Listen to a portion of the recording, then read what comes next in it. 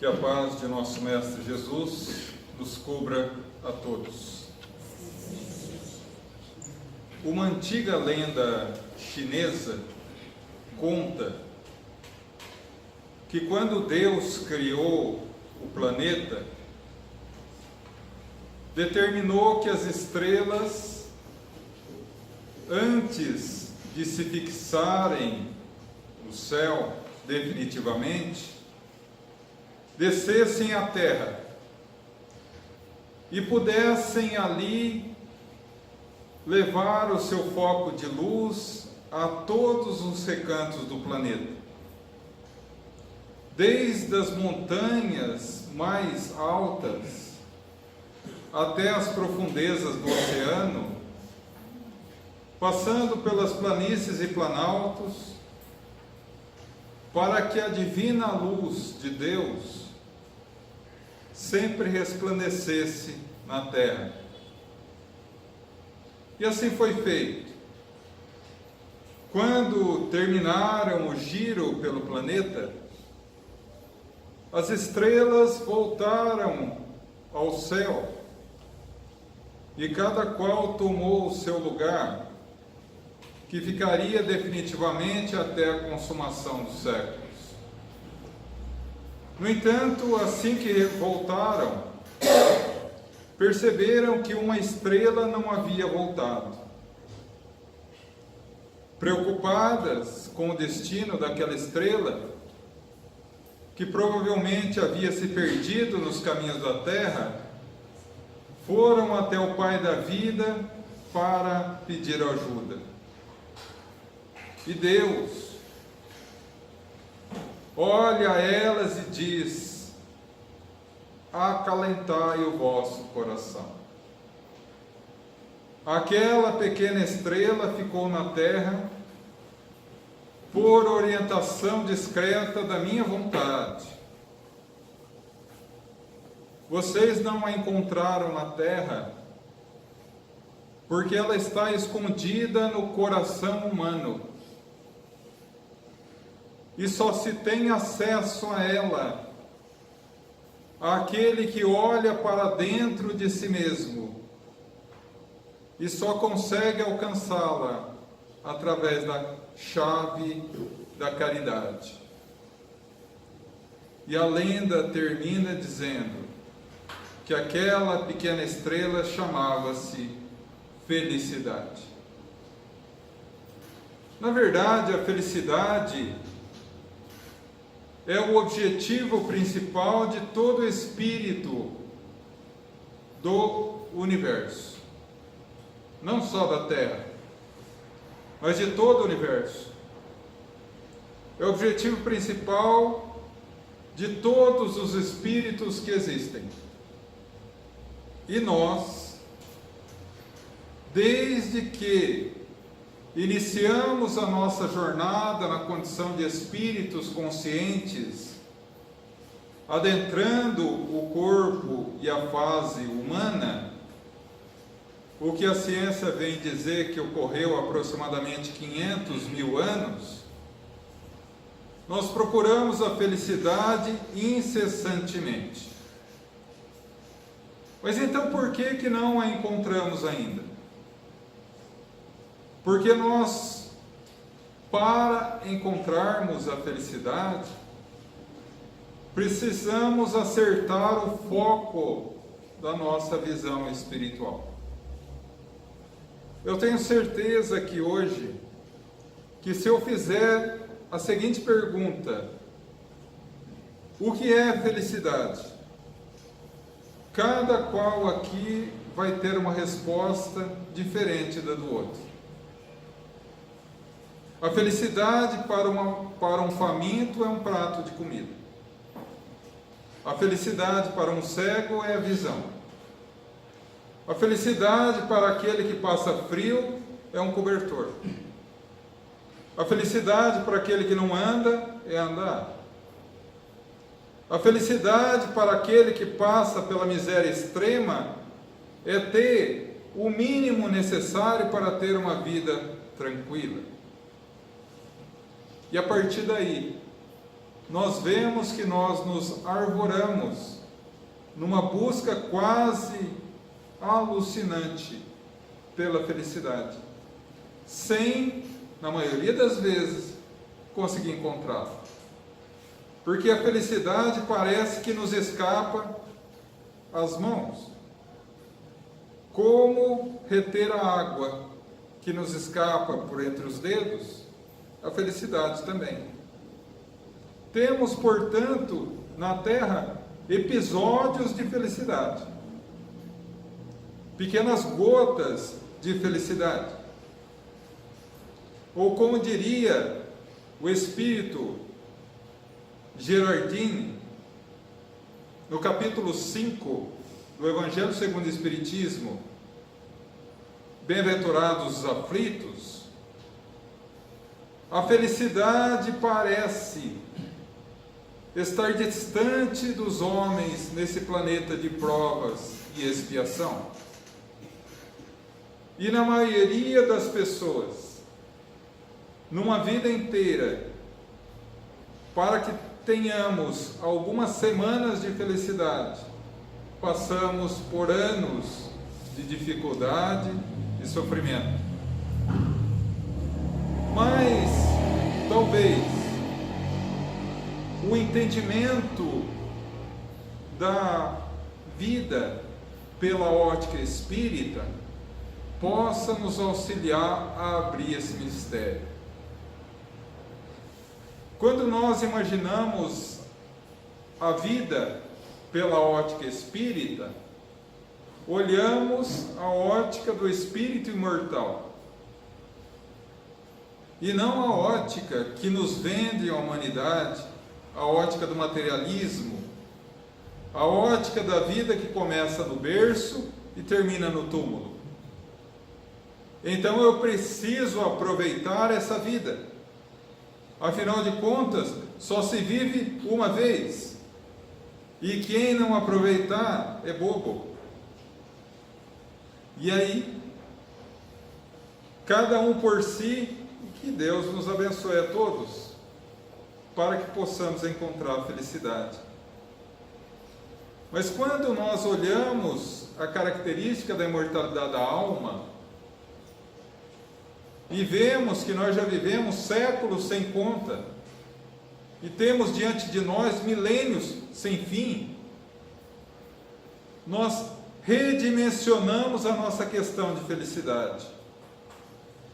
Porque da mesma forma que o indivíduo que viveu 80 anos não pode ser considerado doente ou incapaz, por ter passado um dia desses 80 anos de vida numa cama com uma pneumonia, nós não podemos dizer que somos infelizes por uma existência de dificuldades e sofrimentos.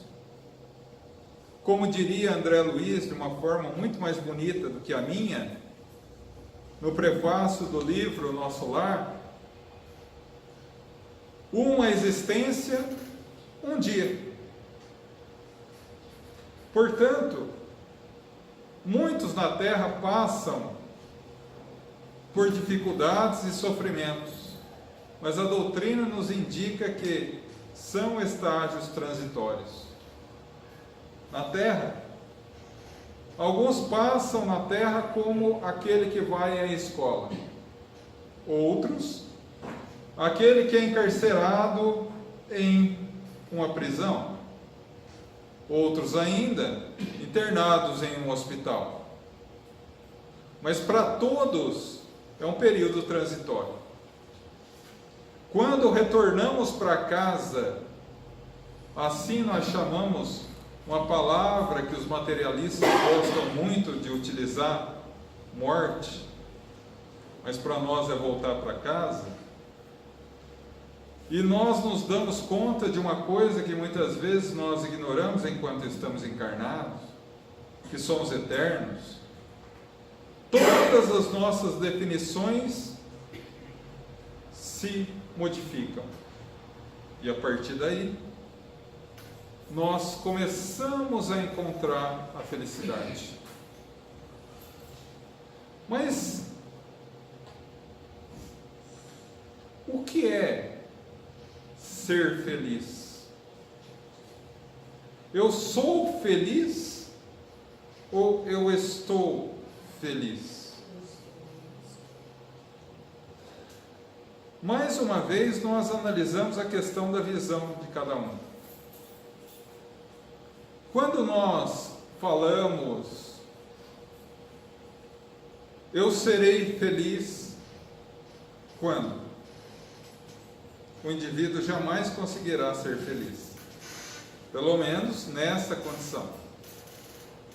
Porque a felicidade é algo que não está no futuro,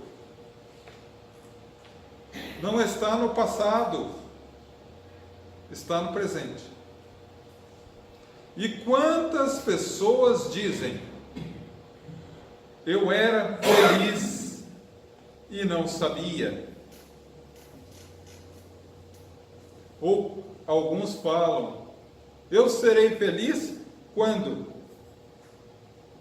E essa questão do feliz quando é muito relativa. Porque se nós observarmos a vida de um indivíduo encarnado, a felicidade para uma criança, ela será feliz quando for adolescente e poder sair sozinho. Você pergunta a um adolescente, eu serei feliz quando eu for de maior. Aí ninguém pode mandar em mim, eu sou o dono do meu nariz. Aí nós perguntamos a um indivíduo maior de idade, não, eu não encontrei a felicidade ainda, mas quando eu terminar a faculdade, colar grau, aí eu serei feliz. Esquecendo-se que a gloriosa noite da colação de grau é a véspera do desemprego. Não é? Quando eu arrumar um emprego bom, eu serei feliz. Arruma? Algumas vezes. Mas aí a felicidade não vem, ele olha para os seus botões e fala, não, mas calma, quando eu me casar, coitado, eu serei feliz. E casa. E naturalmente que a felicidade não vem. Quando eu tiver filhos,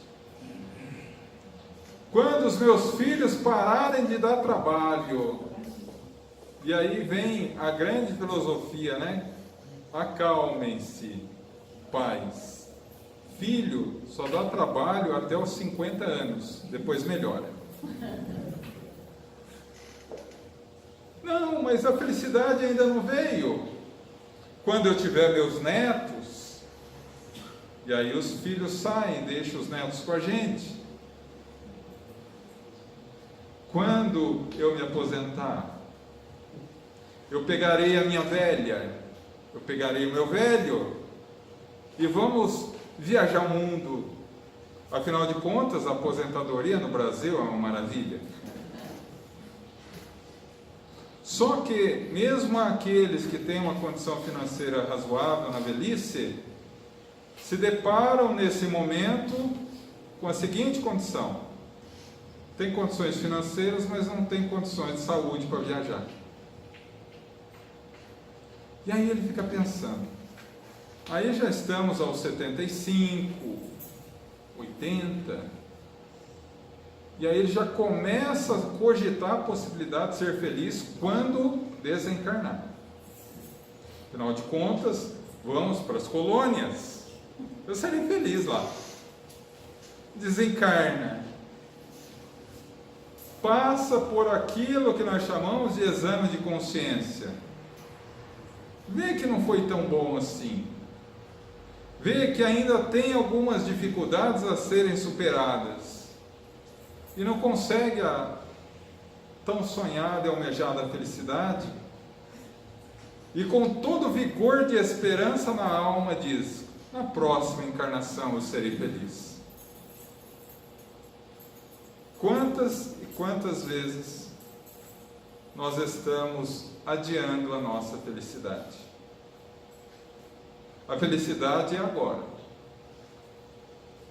Não é daqui a pouco, a hora que terminar a palestra. Não é na hora que for tomar passe. Não é na hora que eu chegar em casa. É agora. Porque o agora nós temos na mão. O amanhã a gente não tem. Nenhum de nós que está aqui e bata na madeira, mas nós não podemos afirmar que amanhã estaremos no corpo. Portanto, aproveitemos hoje. Ser feliz hoje. Com aquilo que nós temos hoje. Porque se formos aguardar vida tranquila, casinha na serra, brisa suave e rede na varanda para sermos felizes, infelizmente não. Deveremos analisar a nossa vida e perceber que existem milhares de motivos para sermos infelizes. Milhares de motivos que nos induzem a não querer sair da cama pela manhã. Mas ao lado disso, temos milhões de motivos para sermos felizes. Pequenas gotas de felicidade todo dia. Eu tenho saúde. Eu tenho uma família que me ama. Eu tenho um lar. Eu tenho condição financeira. Ah, mas se eu não tenho uma coisa, eu sempre tenho outra. Nos agarrar àquilo que nos dá satisfação e felicidade. Hoje. As pessoas falam muito em ser feliz quando, mas não param para pensar o seguinte: o que me faz feliz agora? E aí vem as reclamações. E como o ser humano gosta de reclamar? Reclama de tudo. Certa vez eu assisti uma palestra em que o palestrante dizia o seguinte: eu conheci uma mulher, uma senhora, muito, mas muito rica. E ela vivia de reclamar de tudo. Um dia, o filho dela lhe deu uma advertência: mãe, para com isso, para de reclamar de tudo, que coisa chata, a senhora já está virando inconveniente. E ela parou. Passado uns 10 meses, estava próximo do seu aniversário, e o filho, todo solícito, chega a ela e diz: mãe, o que a senhora gostaria de presente? Um carro novo? Uma viagem à Europa? Uma casa nova?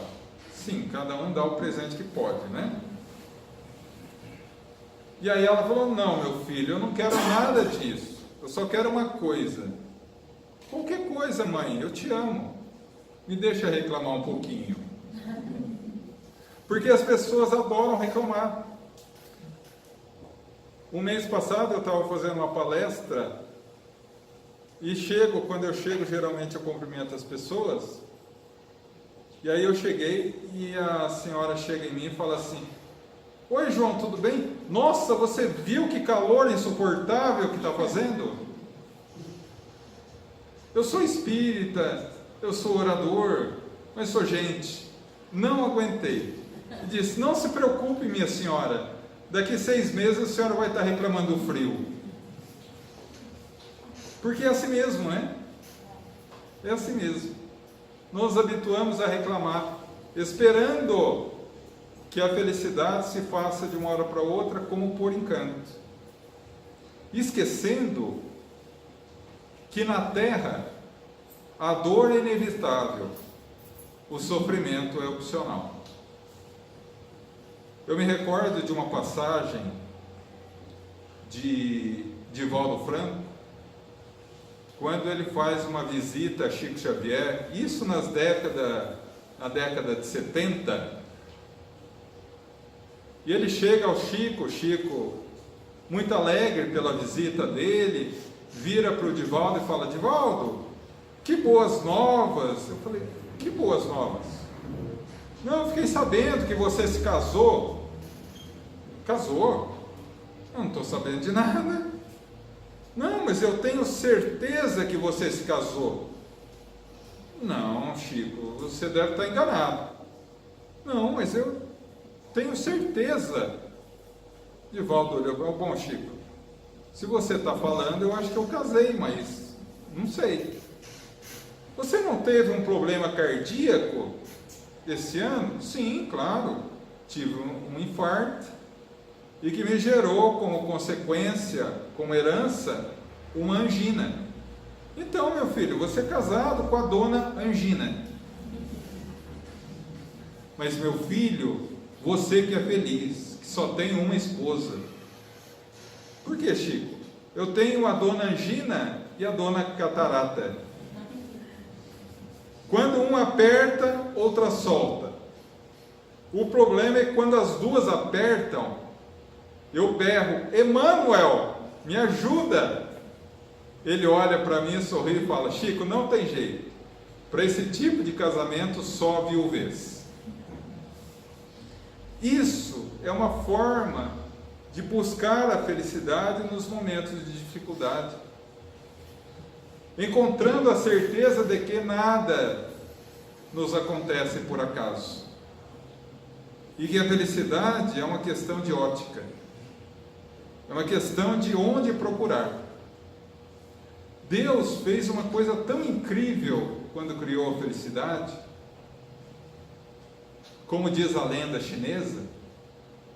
Deus colocou a felicidade no único lugar que nós não buscamos, dentro do nosso próprio coração. E para ficar mais difícil, nós só temos acesso a ela com a chave da caridade. Ou como diz Jesus de uma forma bem mais bonita do que a minha: Senhor, como faço para entrar no reino dos céus? Amar a Deus sobre todas as coisas e ao próximo como a si mesmo se ama. Então nós vemos que a felicidade ela está muito mais vinculada no ser do que no ter. Porque quando eu fundamento a minha felicidade no ter, o objeto da minha felicidade desaparecendo, a minha felicidade desaparece junto. A minha felicidade é um carro, zero. Uma esquina, uma batida, já foi minha felicidade. Minha felicidade é uma casa nova. Compro a casa maravilhosa. Passam 5, 6 anos. Aquela casa já não traz mais a mesma felicidade. É o que um grande filósofo chamado Clóvis Barros fala sobre a teoria da pamonha. Eu não sei se todos aqui gostam de pamonha, mas o indivíduo para no rancho da pamonha, azul de forma, come a primeira pamonha, e aquela primeira pamonha lhe dá uma felicidade incomum.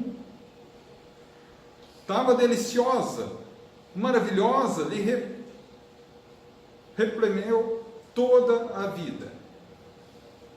A satisfação de alegria e felicidade de ter comido aquela pamonha. Ele come a segunda pamonha, analisando que a segunda pamonha lhe daria o mesmo prazer. Ainda lhe dá prazer, mas não tanto. Ele comete o erro de comer a terceira pamonha. Na oitava pamonha, ele já percebe que, além de não ter conseguido a felicidade que a primeira deu, ele chega ao ponto de passar mal. Se ele não parar, a pamonha vai lhe matar. Então a gente vê que vincular a felicidade no ter é muito perigoso. Vamos colocar em exemplos práticos. Eu sou feliz porque eu sou casado com você. Isso é muito bonito no romance. Mas, se acontece alguma coisa, se a pessoa se separa de você,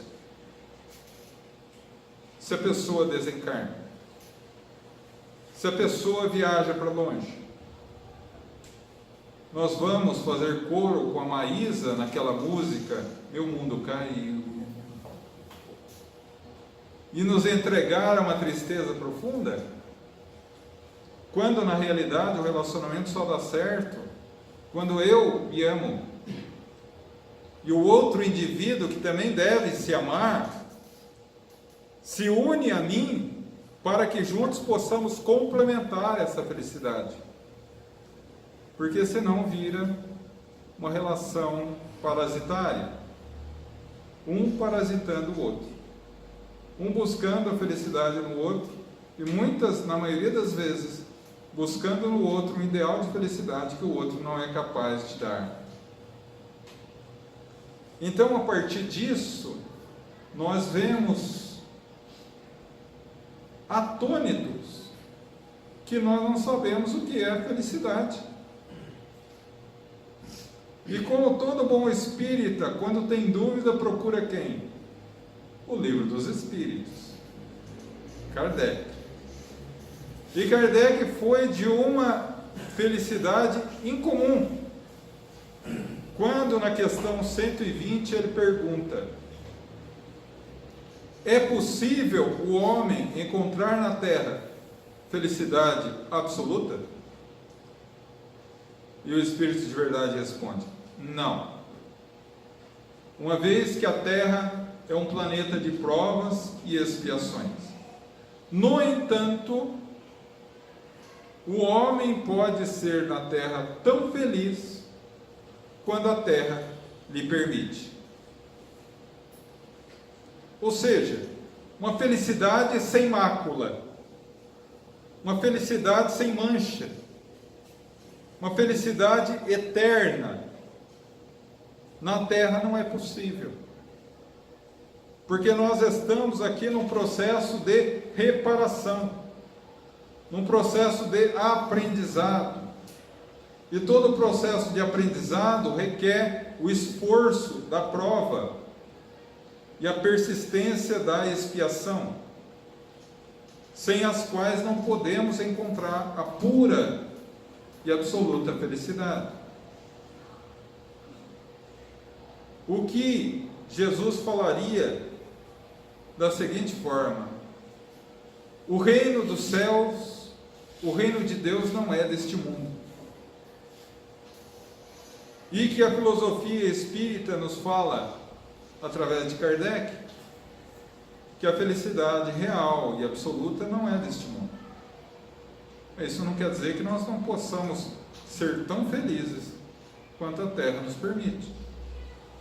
Quebrando um pouco esse discurso da Terra ser o vale de lágrimas e sofrimento, que a alma vem para sofrer, de forma nenhuma. Tanto é realidade que na próxima questão 921, Kardec pergunta: uma vez que a felicidade absoluta na Terra se dará somente com a transformação desta, nesse meio tempo é possível o homem encontrar uma felicidade relativa na Terra? Sim. E aí vem o tapa na cara. O espírito é o grande autor da sua própria infelicidade.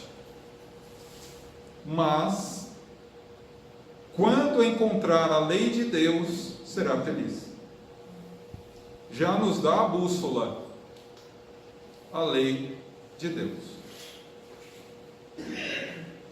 Não satisfeito com isso, ele volta a carga na 922. Existe uma medida comum de felicidade a todos os homens? E o Espírito de Verdade responde: a felicidade material é ter o necessário. E hoje, na nossa sociedade, a maioria sofre mais pelo supérfluo do que pelo necessário. Eu me recordo de uma frase de uma das palestras de um homem que a sua própria existência era a prova cabal que a felicidade na Terra é possível. Jerônimo Mendonça. Cego, sem mexer um músculo do pescoço para baixo, viajava o Brasil dando palestras. E uma das mais belas palestras de Jerônimo Mendonça é exatamente a alegria de viver. E essa palestra, entre outras coisas, ele mostra que é possível ser feliz na Terra. Quando ele ficou preso à cama ortopédica, e ele, que era um viciado em cinema, pediu aos amigos que levasse ele na cama para assistir as sessões de cinema. E ele entrava com a cama no cinema e ficava geralmente ao canto, próximo ao banheiro, para não atrapalhar ninguém.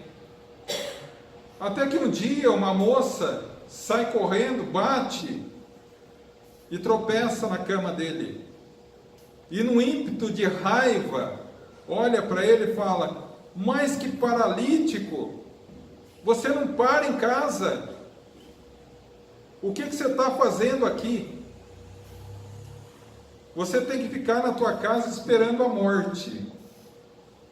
Ele sorriu para ela e disse: mas você está tão incomodada comigo? Por um simples motivo. Qual? Você que não para em casa. Então, levar com felicidade as aparentes dificuldades da vida, mostrando que é possível ser feliz independentemente do que nos acontecer. E aí, eu me recordo de uma pessoa que passa quase desapercebida no Evangelho. Quase desapercebida no Evangelho. Morava na cidade de Nazaré. Quando criança, a sua mãe, viúva, pobre, se esforçou para dar ao filho tudo de melhor, nos limites que ela podia, obviamente. Numa tarde, a mãe, Tamar, vai buscar água no poço, como era de hábito à época, e antes que chegasse ao poço, ela ouve algumas mulheres falando dela e do seu filho. Envergonhada, ela se encosta atrás de um sicômoro, uma árvore muito comum à época, lá na Palestina, e ela ouve alguém dizer: o filho de Tamar é ladrão. Ele roubou a bolsa de Iocanã. Ela ficou tão envergonhada com aquilo, começou a chorar. Depois que as mulheres foram embora, ela foi lá, pegou a água, chegou em casa, pegou o filho nos braços, de 8 anos, e disse: filho, tu roubaste a funda de Iocanã? Sim, mãe, mas era uma brincadeira, eu vou devolver. Filho, o maior tesouro da nossa vida é a honestidade, filho. Minha mãe, é uma brincadeira de mau gosto, nunca mais. E o coração de mãe acreditou.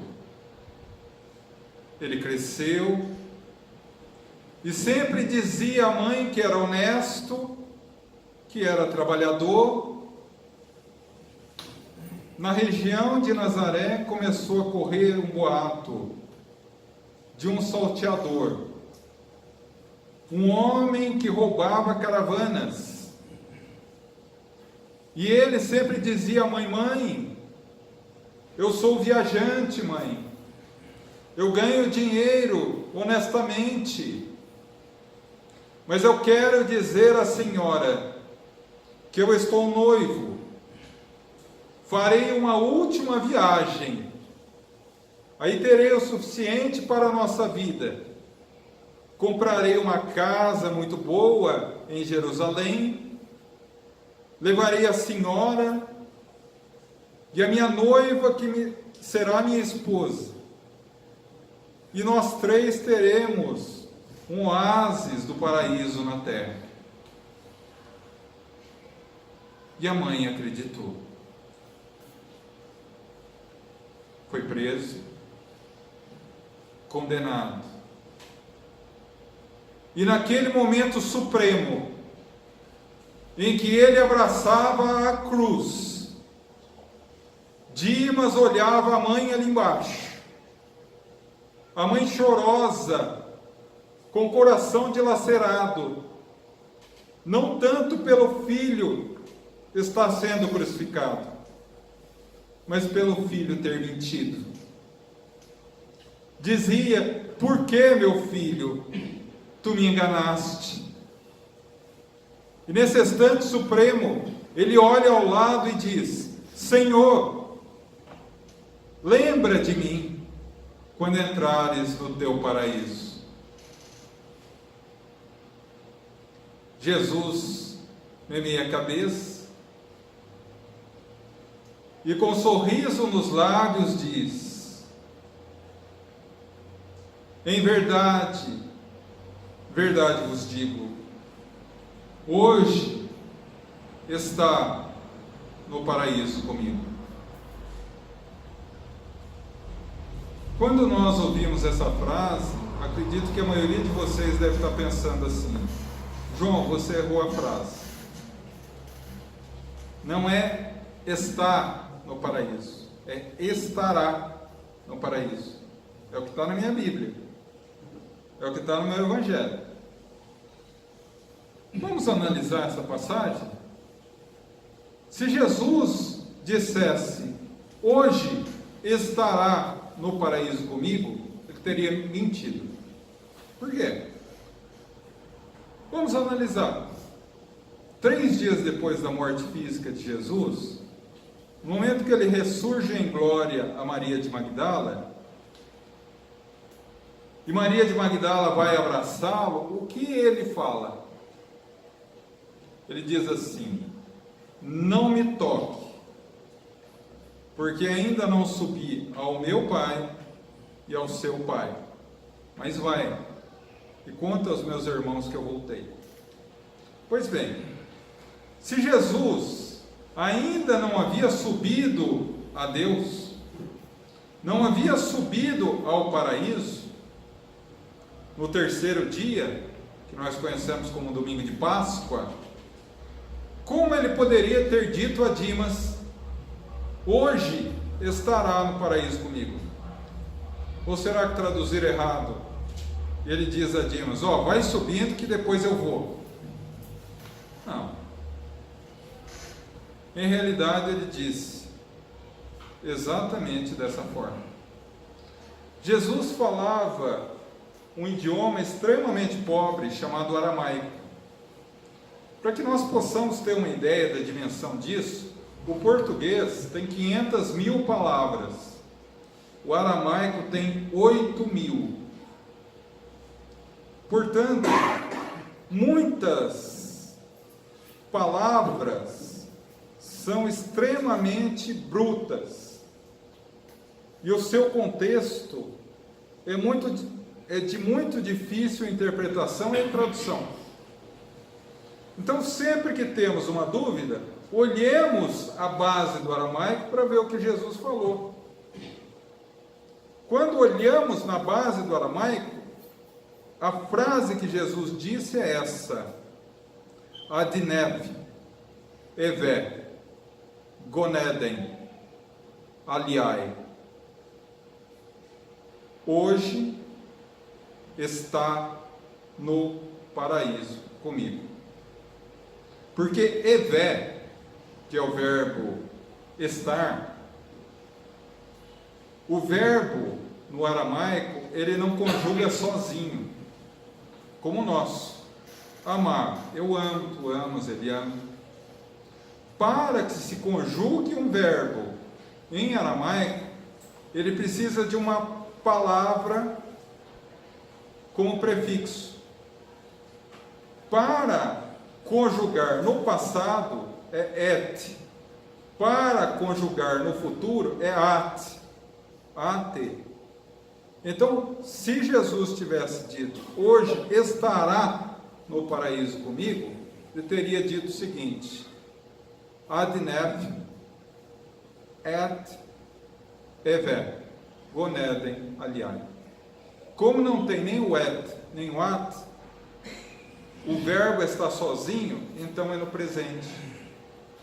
O que quer dizer que Jesus disse: em verdade, verdade vos digo, hoje está no paraíso comigo.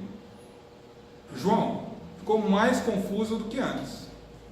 Como alguém apregado à cruz pode estar feliz? O complemento da questão 922 do Livro dos Espíritos. Há uma medida comum de felicidade a todos os homens: a felicidade material, ter o necessário. A felicidade espiritual, consciência tranquila e visão do futuro. E o que é a consciência tranquila?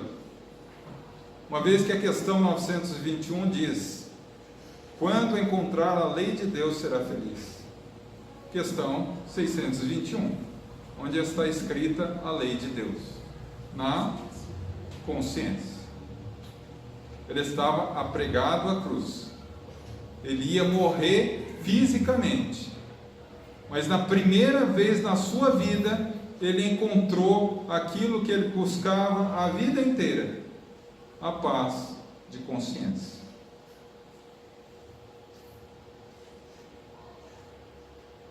As pessoas, na sua maioria, passam a vida inteira buscando a felicidade e não a encontram. Entregam a felicidade a situações, a coisas externas. E o seu temperamento em relação à felicidade é como um barco de papel num oceano tempestuoso. O vento sopra ele para cá, ele vai. Sopra para cá, ele vai. Está tudo bem na minha vida, eu sou feliz. Não está tudo bem na minha vida, eu não sou feliz.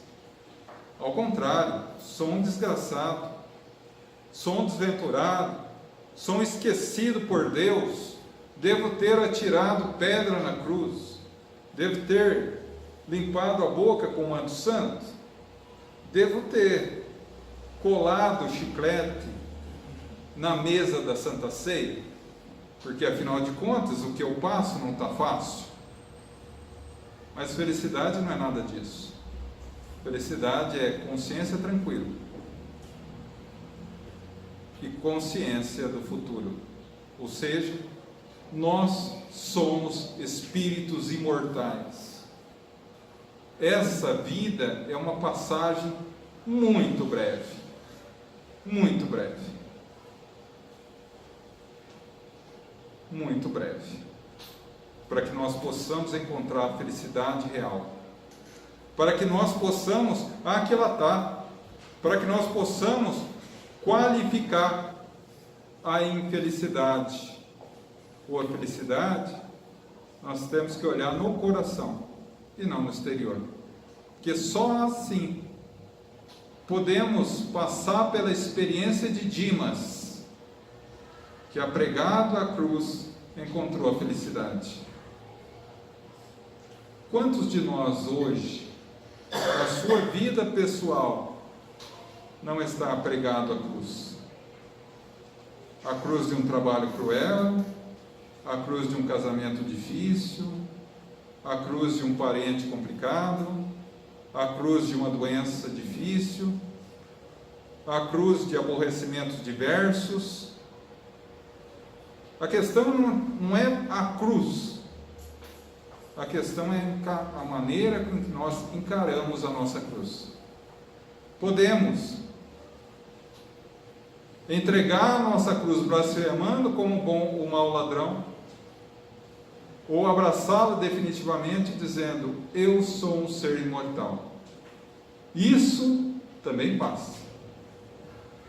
A dor é necessária, o sofrimento é opcional.